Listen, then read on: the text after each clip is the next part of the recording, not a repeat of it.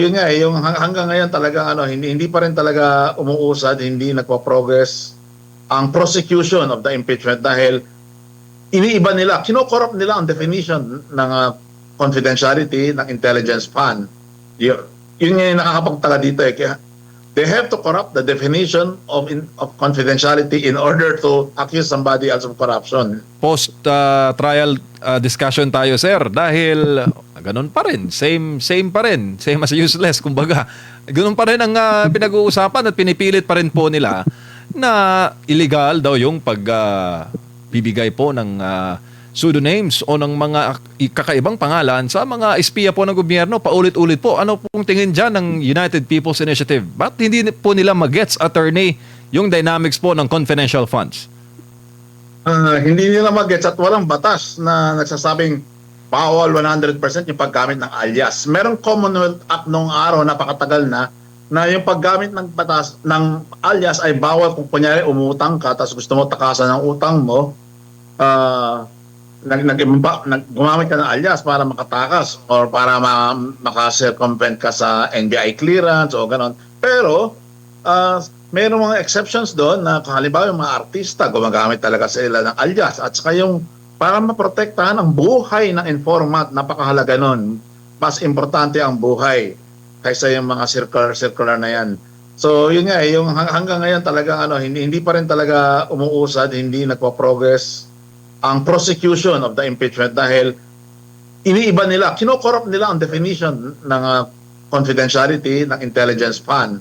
Yun nga yung nakakapagtaka dito eh. Kaya they have to corrupt the definition of confidentiality in order to accuse somebody else of corruption.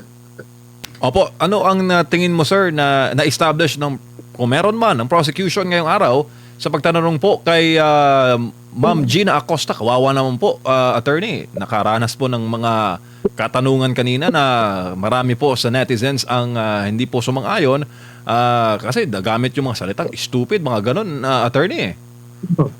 Stupid, scammer, modus operandi. Okay, may stupid pa natin eh. Parang pinapalabas nila na bogo si Gina Acosta, no? Pero kung tutusin, as a disburser, nagawa niya ang trabaho as special disbursing officer. Itong si prosecution, iniba nila yung definition or pinagpipilitan nila na merong hard and fast definition yung disbursement sa joint circular ng Commission on Audit. Kung babasahin niyo doon, wala. Ang nakasulat doon yung authority, na-define ng authority ng isang special disbursing officer. Pero yung word na disbursement mismo, hindi siya nakatali, wala siyang hard and fast definition sa joint circular ng Commission on Audit. Opo, sa inyo po sa UPI, sa hanay po ng mga dating opisyal ng AFP at ng PNP at ng mga permadong personnel, bakit hindi na lang kaya AFP ang imbitahan? Kasi, di ba, para may paliwanag, gusto kaya nila na mabuyang-yang sa publiko yung dynamics. Hindi, attorney, it doesn't make sense. Doon nga nagtataka eh. Bakit hindi yung mismo, yung gumagamit ng alias halos araw-araw for the past 3 decades, gumagamit ng alias itong sa Armed Forces of the Philippines, sa Philippine National Police. Ginagamit talaga yung alias to protect the life and safety of the informant. Opo, tsaka na-establish kanina, attorney, na yung tree planting pala, bakit nasali sa tree planting? Kasi may surveillance bago ang tree planting. Yun yung sinabi ni Gina Acosta. At natanong din kung bakit kasali ba sa confidential funds yung mga lamesa at mga upuan? Meron naman pong, sabi ni Ma'am Gina, may mga ganun pong operasyon ng OVP. Di ba? May mga medical missions naman na kadalasan po, kailangan po ng lamesa at ng upuan. Mga ganung dynamics ba, attorney, na hindi mo maintindihan bakit ayaw nilang tanggapin yung paliwanag? Nagtataka din ka ako ano yung bawal sa lamesa at upuan. For sure, nung hinakaras ng prosecution si Gina Acosta, nakapatong sila sa lamesa at upuan eh. So kung gano'n, tatalbog lang pabalik sa kanila. Why are they asking those questions on a table and chair kung gano'n? Pero sa talaga, sa counterinsurgency, yung mga ganyan na malilit na bagay, hindi yan pinag-iinitan eh. Siguro tanungan nila ano yung value ng table. Kung ano lang yan, kung yung mga monoblock lang yun o ano. Tapos yung ano talaga, yung pagtanim ng puno, alam nyo ba sa mga agrarian reform communities, sa mga rebel returnee rehabilitation camps, talaga nagtatanim ng puno doon. Tapos binibisita pa kung ano yung progress ng growth of the trees. Dahil kung minsan binibigyan ng livelihood mga rebel returnees. Pero it will take some time, 3 years para i-evaluate yung success or failure of the program. Lalong-lalo na sa mga agrarian reform communities, 3 years talaga yun ina-average nila dahil yung first year and second year hindi pa guaranteed yung success ng mga rebel rehabilitation programs. Opo, pero bago lang po si partner Admar, Attorney Melchor, ilang beses po natanong kanina sa trial, no, kung iimbitahan ba itong si Colonel Lachica. Pinag-iisipan pa raw Attorney, tingin mo, para magkalinawan, ba't nila hindi imbitahan si Colonel Lachica?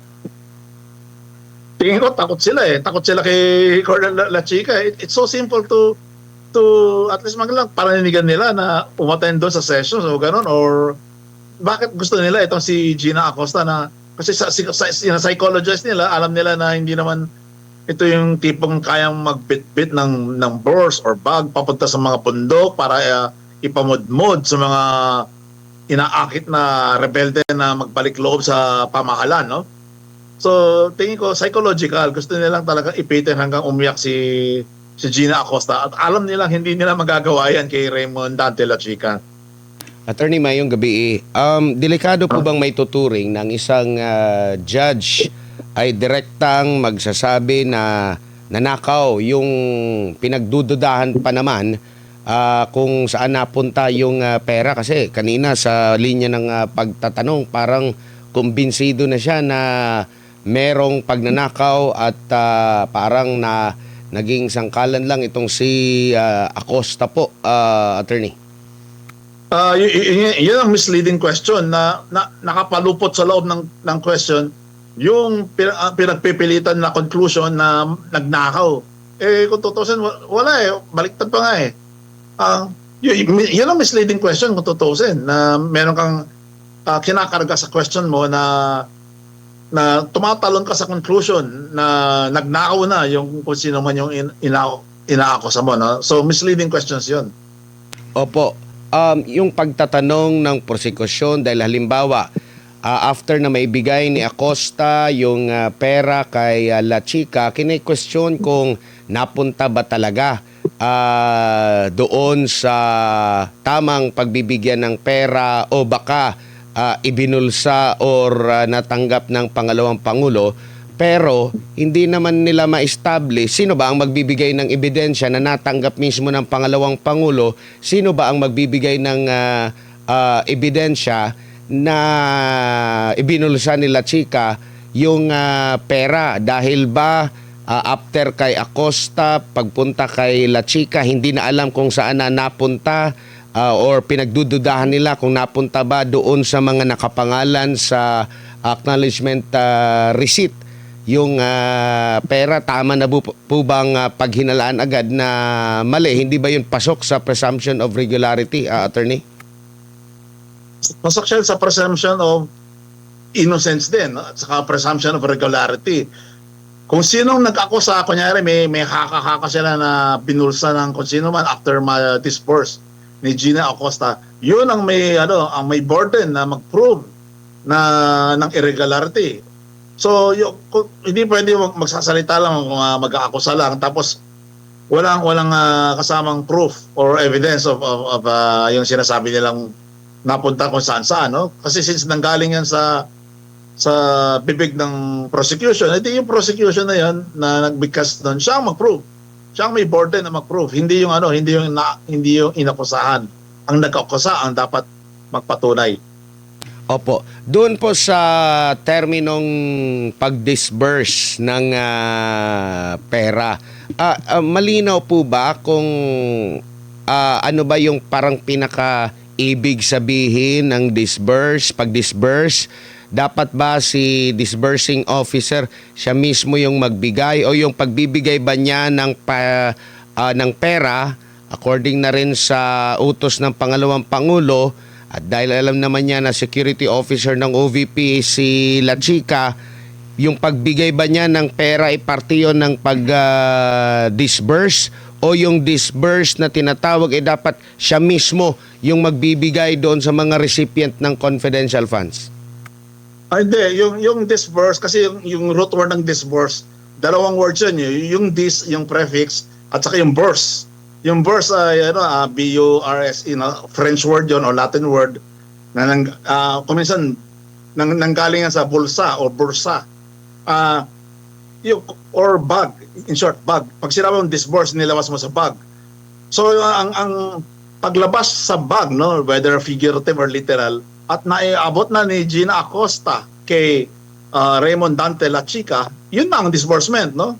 So dahil nailabas na sa bag, no? Tapos binitbit ni Raymond Dante La Chica sa kung saan man, usually sa mga insurgency areas, implementation na yan at yung accountability ay na-establish na kumbaga nagawa na ni Gina Acosta yung trabaho niya, na-disburse na niya, sa implementation na lang ang ginagawa nung ni La Chica, yung pinakaano mismo. Hindi kailangan na si La Chica mismo ang magdi-disburse dahil hindi naman siya special disbursement officer. Siguro yung pwede natin gamitin ang halimbawa dito na naalala nyo yung Supreme Court case noong 2014 tungkol sa Disbursement Acceleration Program o yung DAP.